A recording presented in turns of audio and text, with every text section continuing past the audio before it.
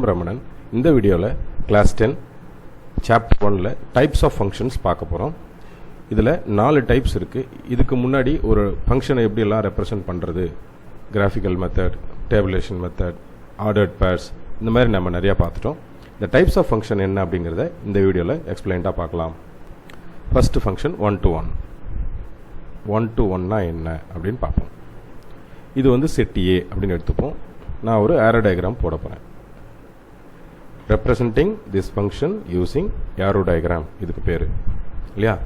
இப்போ நான் செட் ஏல ஒரு 4 நம்பர் எடுத்துக்கிறேன். 1 2 3 and 4. செட் பியில் ஆல்ஃபபெட்ஸ் எடுத்திருக்கேன். Small letter a B c and d. இப்போ 1 to 1 ஃபங்க்ஷன்னா என்னென்னா, ஏல இருக்கக்கூடிய எல்லா எலிமெண்ட்டும் பியில் இருக்கக்கூடிய எலிமெண்ட்டோட ஒரே ஒரு எலிமெண்ட்டோட மேப்பிங் ஆகிருக்கும். ஓகே, இப்படி கிராஸ்லையும் மேப்பிங் ஆகலாம், இப்படியும் மேப்பிங் ஆகலாம். இதுக்கு பேர் 1 to 1 ஃபங்க்ஷன். ஓகே, இதில் இன்னொரு முக்கியமான விஷயம் சொல்லணும். இந்த இடத்துல இருக்கிற எலிமெண்ட்ஸுக்கெல்லாம் பேர் ப்ரீ இமேஜ் எலிமெண்ட்ஸ்னு பேர். ப்ரீ இமேஜ், கன்ஃபியூஸ் ஆகிடாதீங்க, இது இமேஜ். இதுதான் இந்த சாப்டருக்கான டெக்னிக்கல் டேர்ம். இதுதான் இப்படி தான் சொல்லுவாங்க. இப்போ எப்படி சொல்லுவாங்கன்னா, elements in A has images on B அப்படின்னு சொல்லுவாங்க. இப்போ every pre image has image அப்படின்னு சொல்லுவாங்க. ஒவ்வொரு ப்ரீ இமேஜ், இது எல்லாமே என்னது, ப்ரீ இமேஜ் அப்படின்னு சொல்லக்கூடிய எலிமெண்ட்ஸ். இது எல்லாமே இமேஜ்னு சொல்லக்கூடிய எலிமெண்ட். இப்போ இது மேத்தமெட்டிக்கலாக, அதாவது இந்த சாப்டர் டெக்னிக்கல் டேர்ம் யூஸ் பண்ணி சொல்கிறதா இருந்தால், every element has, every image has pre image and every pre image has image, அப்படி தான் சொல்லணும். இது வந்து ஏல இருக்கிற எலிமெண்ட் பியோட மேப் ஆயிருக்குன்னு அப்படி ஒரு சாதாரண டேர்ம்ஸில் இதை சொல்லக்கூடாது. Every pre image has image on B இல்லையா. Every pre image has image on B, அந்த வார்த்தை ரொம்ப முக்கியம். Every image has pre image on A அப்படின்னு சொல்லணும். இப்போ இதுக்கு பேர் தான் 1 to 1 ஃபங்க்ஷன். இது இப்படி கிராஸில் வந்து மேப் ஆகிருந்தாலும் அல்லது டைரெக்டாகவே, இதே நான் அப்படி சொல்கிறேனே, 1 set of A and set of B, 2 3 4 A B C d, இப்படி மேப் ஆகிருந்தாலும், சுத்தமாக வந்து இப்படி கிராஸில் மேப் ஆகிருந்தாலும் டைரெக்டாக மேப் ஆகிருந்தாலும் எப்படி மேப் ஆகிருந்தாலும் 1 to 1ல் இருந்துச்சுன்னு சொன்னாலே அது என்னது, ஏரோ மார்க் கண்டிப்பாக போட்டிருக்கணும். இப்போ இதுக்கு பேரும் 1 to 1 ஃபங்க்ஷன் தான். Every pre image has image. Pre image எல்லாத்துக்குமே இமேஜ் இருக்கு, இமேஜ் எல்லாத்துக்குமே ப்ரீ இமேஜ் இருக்கு, ரெண்டுமே சொல்லணும். அப்படி இருந்தால் தான் அது 1 to 1 ஃபங்க்ஷன். ஓகே, இதில் அவங்க ஃபங்க்ஷனாக கொடுக்கும்போது f of x is equal to x square plus 1 அப்படின்னு கொடுப்பாங்க. அது அடுத்தடுத்த டைப்ஸில் நான் சொல்கிறேன். அடுத்ததாக மெனி டு 1, இந்த செகண்ட் டைப் பார்க்க போகிறோம். Many to 1. ஓகே, அடுத்ததாக மெனி டு 1 ஃபங்க்ஷன் பார்க்க போகிறோம். இது செட் ஏ, இது set B. Okay, set of ஏல இப்போ 1 பியோடவும் அகைன் 2 பியோடவும் கனெக்ட் ஆகிருந்தா, ஆல்சோ 3 டியோடவும் 4 டியோடவும் கனெக்ட் ஆகிருந்தா, many elements connected with 1 element. Many element connected with 1 element. அப்போ எவ்ரி ப்ரீ இமேஜில் elements in B has pre image. இந்த ப்ரீ இமேஜ் இருக்கு இல்லையா, இந்த ப்ரீ இமேஜுக்கு 2 இமேஜ் இருந்தால் அதான் அர்த்தம். 2 images. Elements in B has 2 pre images. Element in image, இப்போ செட் ஆஃப் பின்னு சொல்லலாம். இல்லை இப்போ ஒரு எலிமெண்ட் பியில் இருக்குது, 2 எலிமெண்ட் அது ஏவோட கனெக்ட் ஆகிருக்கு. இப்போ உதாரணமாக இது ஆர்டர்ட் பேர்ஸில் எப்படி போடுவோம் நான் நினைவுபடுத்துகிறேன். 1, பி அப்படின்னும் போடுவோம். அதே சமயம் 2, பி அப்படின்னு போடுவோம். இந்த ஃபர்ஸ்ட் எலிமெண்ட்டு ஏ செட்டை குறிக்கிறது, செகண்ட் எலிமெண்ட்டு பி செட்டை குறிக்கிறது. அப்போ இந்த 2 எலிமெண்ட்டுமே யாரோட கனெக்ட் ஆகிருக்கு, பியோட கனெக்ட் ஆகிருக்கு. இப்போ ஒன்று லெஃப்ட் ஆயிருக்கு, அது என்ன சார் பண்ணலாம், அது அப்புறம் பார்க்கலாம். இப்போதைக்கு இந்த மெனி டு ஒன் ஃபங்க்ஷனுக்கு இதுதான் definition. elements in A connected a single element with B. இப்போ இதோட இது மட்டும் இல்லை, இது கூட அதிகமாகவும் கனெக்ட் ஆகிருக்கலாம். ஓகே, மோர் தென் ஒன் அப்படி தான் அர்த்தம் அதுக்கு. அப்போ இது இமேஜ், திரும்பவும் நினைவுபடுத்துகிறேன், இது இமேஜ், இது ப்ரீ இமேஜ். அப்போ a image has more than one pre image. இப்படியும் 1 மார்க் கொஸ்டினில் எப்படி வேணாலும் ட்விஸ்ட் பண்ணி கேட்கலாம். an image has more than one pre image அப்படின்னு சொல்லலாம். இது வேற எங்க இருந்தாலும் கனெக்டாக இருக்கலாம். இதே எலிமெண்ட்டை நான் இப்படி இந்த செட்டை வந்து நான் இப்படியும் மாற்றி போகிறவன், இது மட்டும் இந்த செட்டப்பில் தான் இருக்கும், இந்த ஃபார்மேட்டில் தான் இருக்கணும்னு அவசியம் கிடையாது. வேற ஒரு ஃபார்மேட்லேயும் இது இருக்கலாம். எப்படின்னா A B C D 4 and 3 connected with A அப்படி எடுக்கலாம். கிராஸ்லையும் இருக்கலாம். கிராஸில் கொடுத்த உடனே எனக்கு இதை பற்றி சொல்லலைன்னு சொல்ல நினைக்கக்கூடாது. சரியா? இப்போ இதில் இருக்கக்கூடிய விஷயம் நல்லா கவனிங்க. இமேஜுக்கு மோர் தேன் ஒன் ப்ரீ இமேஜ் ஞாபகம் வச்சுக்கோங்க, அந்த வேர்டு ஞாபகம் வச்சுக்கோங்க. ஓகே, இதுதான் மெனி டு ஒன் ஃபங்க்ஷன். ஒருவேளை இந்த மாதிரி செட்டில் 4 எலிமெண்ட் இருந்து, ஏ செட்டில் 4 எலிமெண்ட், பி செட்டில் 4 எலிமெண்ட் இருந்து, இந்த 1 வந்து பியோடையும் இந்த 2 சியோடையும் கனெக்ட் ஆகி இருந்து ஒரே ஒரு இமேஜுக்கு 2 ப்ரீ இமேஜ் இருந்தால், many elements in A connected with a single element in B, image has more than one pre image. இப்படியும் சொல்லலாம்.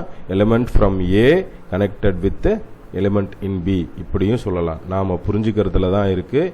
இதே மெத்தட்லையும் இருக்கலாம். ஏன்னா ஒரு செட்டு மட்டும் கனெக்ட் ஆகியிருந்தாலும் that is also called as many to one function. ஏன்னா நொட்டேஷன்ஸ் உள்ளே கொடுக்கும்போது சம்ஸ்குள்ளெல்லாம் போகும்போது மாற்றி image, pre image, domain, codomain, injection, bijection தனித்தனியாக கொடுத்துக்கிட்டே இருப்பாங்க. அப்போ இந்த மாதிரி சமயத்தில் கொஞ்சம் கவனமாக இருக்கணும். இதை பேசிக் நல்லா தெளிவாக தெரிஞ்சுக்கிட்டிங்கன்னா அதுக்கப்புறம் உள்ள ஸ்டேஜஸ் ரொம்ப ஈஸி. அடுத்ததாக நம்ம பார்க்க போகிறது on to function. On to function இதில் செட் ஏ, இதுக்கு பேர் டொமைன். ஓகே, இதுக்கு பேர் பி செட், இதுக்கு பேர் கோடொமைன். ஓகே, இப்போ செட் ஆஃப் ஏல என்னென்ன இருக்குன்னு பார்ப்போம். 1 2 3 4. இதில் a B c and d இப்படி இருக்குது இல்லையா? இப்போ what is mean by onto function? இதுக்கப்புறம் கொஞ்சம் ரொம்ப முக்கியமான ஸ்டேஜஸ்லாம் நம்ம நெருங்கிக்கிட்டு இருக்கோம். ஓகே, இப்போ இது போல் நான் கனெக்ட் பண்ணுறேன்.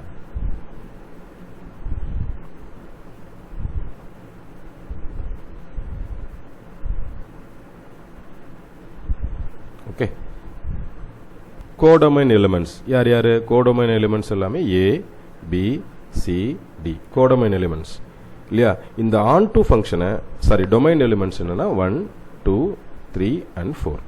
இப்போ ஆன் டு ஃபங்க்ஷன் ரொம்ப சிம்பிளாக சொல்லணும்னா codomain is equal to range. இப்போ நமக்கு கோடொமைன்னா என்னன்னு தெரியும். பியில் இருக்கக்கூடிய எலிமெண்ட் எல்லாமே கோடொமைன் தான் இல்லையா?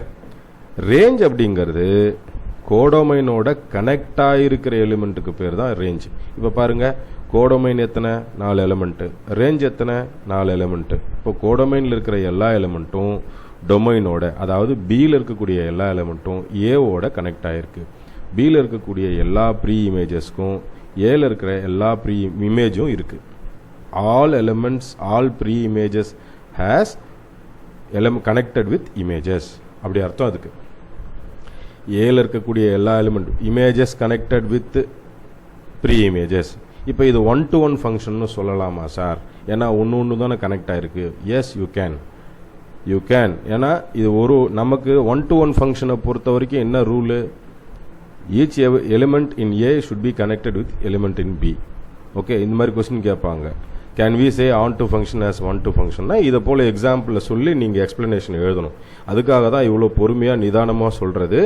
இந்த கோடொமைனும் ரேஞ்சும் ஈக்குவலாக இருந்தால் அதுக்கு பேர் ஆன் டு ஃபங்க்ஷன். ஓகே, இப்போ ரேஞ்ச் எழுத சொல்கிறாங்கன்னு வச்சுப்போமே. Range is equal to set of 1 2 3 4 இப்படி தான் எழுதணும். ஏன் ரேஞ்ச் இது? Every element in B is connected with ஏ.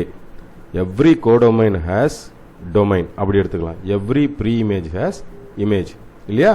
இப்படி எடுத்துக்கலாம். இதனால தான் இது ரேஞ்ச். கோடொமைனில் எத்தனை எலிமெண்ட் இருக்கு? 4 எலிமெண்ட் இருக்கு. இதில் ரொம்ப முக்கியமான விஷயம், இதை மாதிரி தவறாக அர்த்தம் எடுத்துக்கிறது தான். இப்போ நான் என்ன சொன்னேன் உங்கள்கிட்ட, இதில் இருக்கக்கூடிய எல்லா எலிமெண்ட்டும், கோடொமைனில் இருக்கக்கூடிய எல்லா எலிமெண்ட்டும் ஏவோட கனெக்ட் ஆகிருக்கணும் அப்படிங்கிற அவசியம்லாம் இல்லை. திரும்பவும் சொல்கிறேன், கோடொமைனில் இருக்கக்கூடிய எல்லா எலிமெண்ட்டும் ஏவோட கனெக்ட் ஆகிருக்கணும்னு அவசியம் இல்லை. எதெல்லாம் கனெக்ட் ஆகிருக்கோ அதுதான் ரேஞ்ச். இப்போ இதில் இங்கே இந்த கேஸை பொறுத்த வரைக்கும் 4 எலிமெண்ட்டும் கனெக்ட் ஆகிருக்கு இல்லையா? ஸோ இது ரேஞ்சுன்னு எழுதிட போகிறீங்க. இதுதான் ரேஞ்ச். ஏன்னா புக்கில் நல்லா பாருங்கள், எதெல்லாம் கனெக்ட் ஆகிருக்கோ அந்த எலிமெண்ட்டை தான் எழுதணும். நம்ம என்ன பண்ணுவோம், வழக்கமாக நடக்கிற தப்பு என்னென்னா இந்த மாதிரி எழுதிடுவாங்க பிள்ளைகள். இந்த மாதிரி எழுதக்கூடாது. த elements which is in codomain is connected with domain. அந்த கோடொமைனில் கனெக்ட் ஆகிருக்கிற எலிமெண்ட்டு தான் ரேஞ்சு. இது ரேஞ்சுன்னு எடுத்துக்க போகிறீங்க, இது ரேஞ்ச் கிடையாது. ஓகே, அப்போ ஆன் டு ஃபங்க்ஷனுங்கிறது இதுதான். Next and in to function. இப்போ செட் ஏ எடுத்துப்போம், இதையும் செட் பி எடுத்துப்போம். நம்ம ஆரம்பத்துலேருந்து ஒரே மாதிரியான எலிமெண்ட்ஸ் கொடுத்துருக்கிறது நீங்கள் கன்ஃபியூஸ் ஆகாமல் இருக்கிறதுக்காக தான். ஏ பி சி டி. மீண்டும் ஒரு முறை ஆன் டுவை சொல்கிறேன். ஆன் டு அப்படிங்கிறது every codomain is connected with domain. அப்போ ஆன் டு அப்படிங்கிறது தெளிவான ஒரு விஷயத்தை ரொம்ப சிம்பிளாக சொல்லியிருக்கேன். கோடொமைன் ஈக்குவல் டு ரேஞ்ச் அப்படின்னு சொல்லியிருக்கேன் இல்லையா? இப்போ இது இன்டு ஃபங்க்ஷன் அப்படிங்கிறது இதுக்கு அப்படியே டைரக்ட் ஆப்போசிட். ஒன்று லெஃப்டாக இருந்ததுனாலே அது ஆன்டு, சாரி இன்டு. இப்போ உதாரணமாக ஏ 1ஓட கனெக்ட் ஆகிருக்கு. 1 இஸ் கனெக்டட் வித் ஏ அப்படி எடுத்துப்போம். And 2 is connected with D எடுத்துப்போம். And 3 is connected with B எடுத்துப்போம். And 4 is also connected with பின்னு எடுத்துப்போம். இப்போ யார் left out? C left out. இந்த மாதிரி டொமைனில் ஒரு இமேஜ் லெஃப்ட் அவுட் ஆகிருந்துச்சுன்னு சொன்னால் அது இன்டூ. நல்லா கவனிங்க. 1 to 1னா என்ன? Every element should be connected. Okay, more than 1 element is connected. Codomain is equal to range.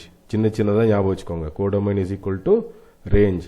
இப்போ கோடொமைனில் இன்டூனா என்ன? 1 லெஃப்ட் ஆகிருக்கணும். மோர் தேன் 1 ஆர் 1 லெஃப்ட் ஆகிருந்தால் தட் இஸ் கால்ட் இன்டூ.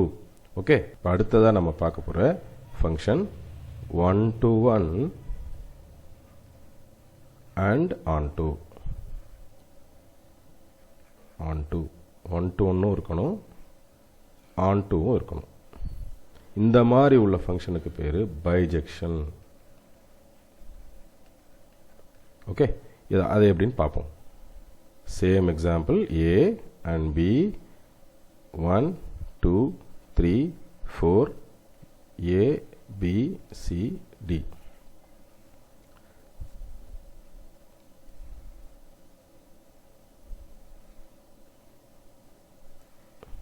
இப்போ இது 1 to 1 பார்த்த உடனே தெரிஞ்சு போச்சு. Every element is connected in A is with B இல்லையா? First condition. அடுத்தது இது 1 to 1. ஆன் டுங்கிறது என்ன? திரும்பவும் சொல்கிறேன், range is equal to codomain அல்லது codomain is equal to range. இப்போ ப்ரீ இமேஜஸ் எல்லாமே ஒரு இமேஜஸோட கனெக்ட் ஆகிருக்கு. So it is onto. அதாவது range is equal to codomain. ரேஞ்சுனா நம்ம என்ன அவசரப்பட்டு பிள்ளைகள் எழுதுவாங்க அப்படின்னா, டக்குன்னு ரேஞ்ச் இஸ் ஈக்குவல் டு 1 2 3 4ன்னு எழுதிடுவான். தவறு அது. ரேஞ்ச் ஆக்சுவலி என்னன்னா ஏபிசிடி தான். This elements are connected in A elements. அதான் அர்த்தம். Every pre image its own image on A. அதான் அர்த்தம். அப்போ மாற்றி புரிஞ்சுக்கிட்டு விஷயத்தை தப்பாக எழுதிடக்கூடாது. நான் எது செய்யக்கூடாதுன்னு சொல்லியிருக்கேன். ஓகே, இப்போ இது ரெண்டுமே சாட்டிஸ்ஃபை பண்ணுது. 1-to-1 சாட்டிஸ்ஃபை பண்ணுது, on-to சாட்டிஸ்ஃபை பண்ணுது. அப்படின்னால இது 1-to-1 on-to அப்படின்னு சொல்லலாம். And as well as other name bijection அப்படின்னு சொல்லலாம். ஓகே, இது பைஜெக்ஷன் மட்டும் இல்லாமல் 1-to-1 கரஸ்பாண்டன்ஸ் அப்படின்னு சொல்லலாம். சில நேரங்களில் அப்படியும் சொல்கிறதுக்கான கேட்கறதுக்கான வாய்ப்பு இருக்குது.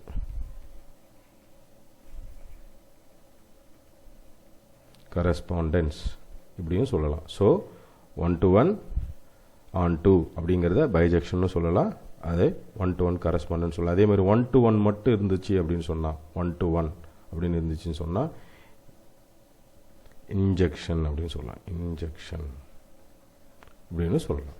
ஓகே, இப்போ பைஜெக்ஷன்னா ரெண்டுன்னு அர்த்தம். பைனாலே என்ன நமக்கு தெரியும், பைனாலே ரெண்டு.